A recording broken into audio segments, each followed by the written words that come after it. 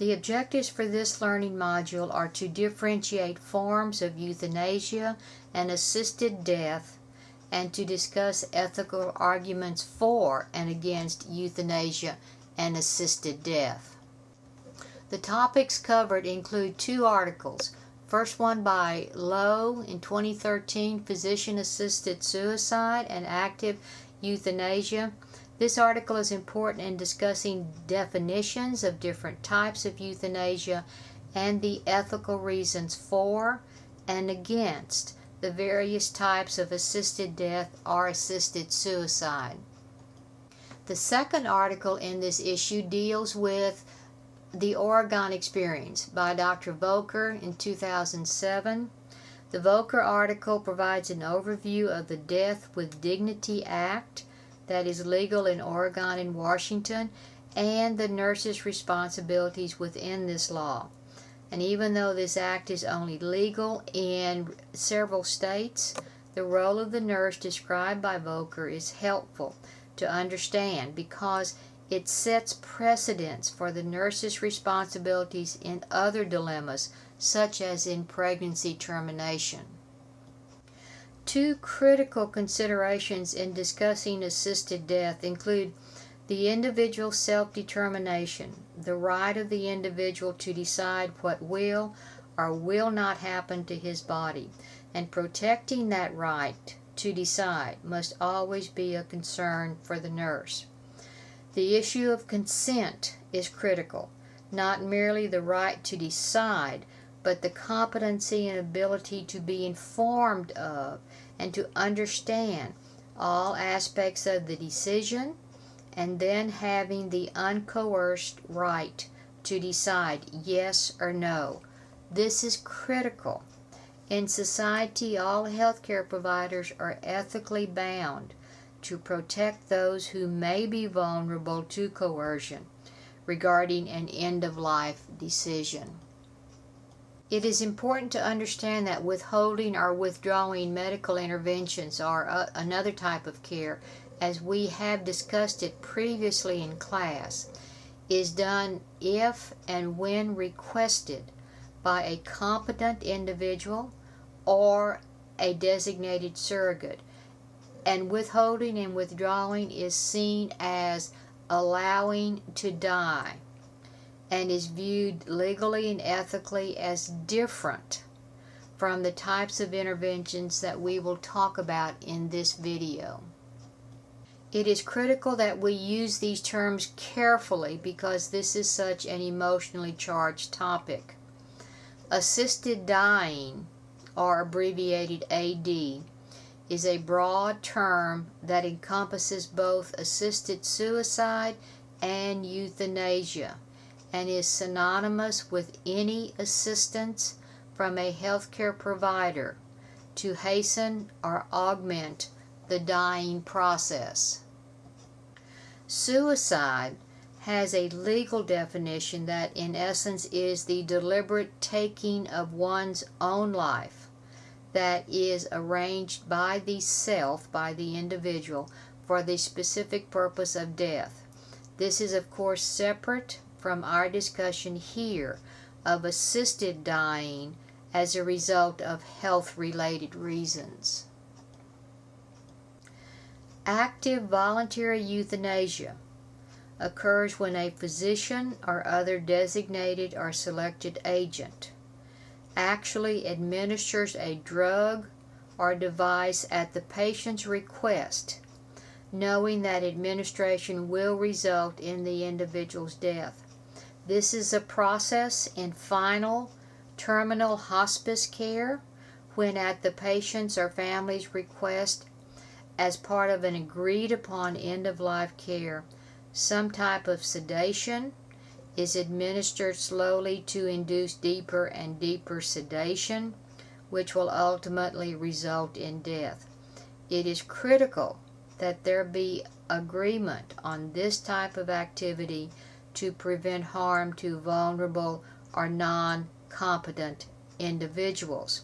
But this is where the physician or a designated agent actually administers or does something. In contrast, assisted suicide, or the newer used term assisted death,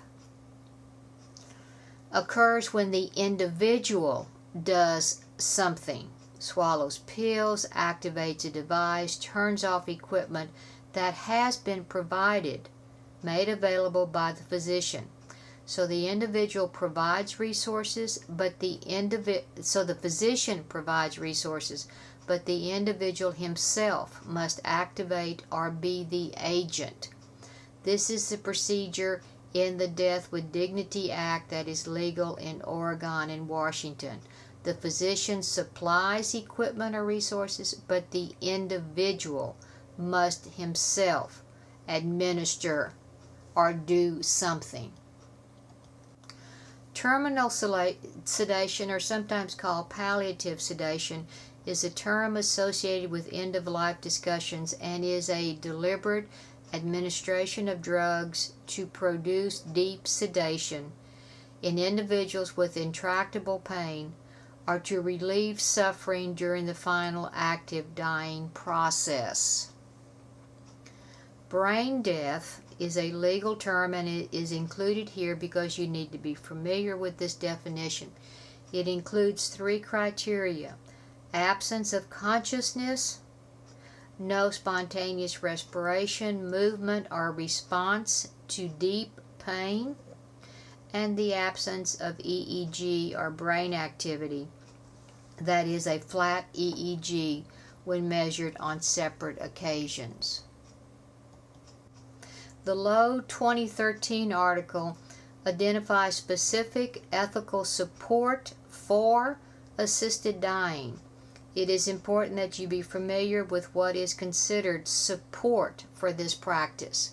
The 2 critical supports: respect for patient autonomy. The individual chooses not to experience pain or suffering that is predicted in view of a specific diagnosis. This is a rationale for the ethical support of the decision by Brittany Maynard, the 29-year-old woman in Oregon who has elected to end her life in early November to prevent extreme pain and suffering because of her inoperable brain tumor.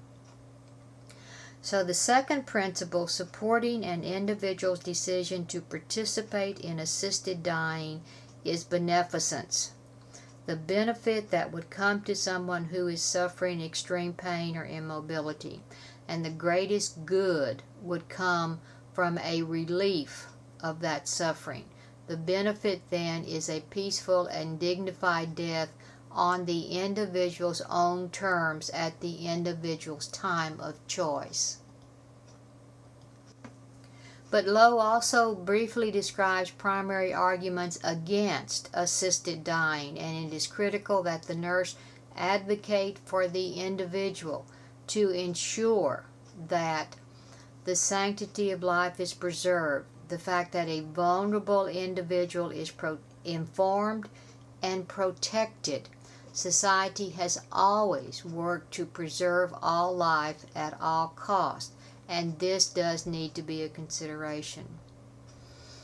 The nurse must also ensure that there is quality care to ensure that pain is relieved and support measures are maximized, to perhaps relieve some of the pain and fear that may be driving the individual to believe that death is the best option. Many times, pain in terminal situations is not well controlled, and if it were well controlled, the individual would deal with the end of life differently.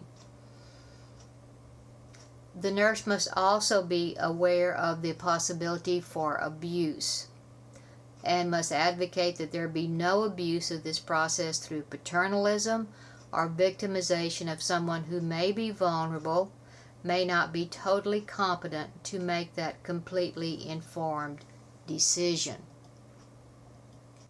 The third of Volker's articles on end-of-life issues that we have discussed centers around her 2007 article, The Oregon Experience with Assisted Suicide. And in this article, she presents an overview of the Death with Dignity Act in Oregon, discusses the position statement from the Oregon Nurses Association regarding nurse participation in this activity, and discusses some implications for the Death with Dignity Act in other states. To emphasize understanding, Volker's articles concentrate on the overview, in which she describes what is required of the patient and physician, focus on the patient requirements to engage in this, and the physician's responsibility. Also, focus on Table 1 of the Volker article, page 154, for the nurse's role. If the nurse chooses to be involved, what she may and may not do from an ethical perspective if she chooses to be involved in an assisted dying situation. Also review Table 1 for the nurse's responsibilities if she chooses not to be involved, what she may do and may not do if she chooses not to be involved. This is critical to understand these roles and responsibilities. I wanted to include a brief word about spiritual issues in end-of-life care. Silence or hesitancy to discuss ethical issues in end-of-life is not desirable or helpful. All aspects of end-of-life care have different religious interpretations for everyone. Your role is to serve as an advocate for whatever spiritual support the patient indicates would be beneficial, and to support that family and patient through the natural process of dying. And remember that in any discussion of end-of-life issues, effective palliative care, that early identification and treatment of pain or other distress, may be able to support an individual so that the request of assisted dying is not necessary or could be postponed, and then that hospice care could effectively support the individual and family through the active dying phase. Through all end-of-life issues, remember that the role of the nurse is to assist the patient in this process to a peaceful end of life, a peaceful death on that patient's own terms. As you prepare for this exam too, review the study guide to ensure that you are familiar with the targeted material in each of the assigned articles. Thank you.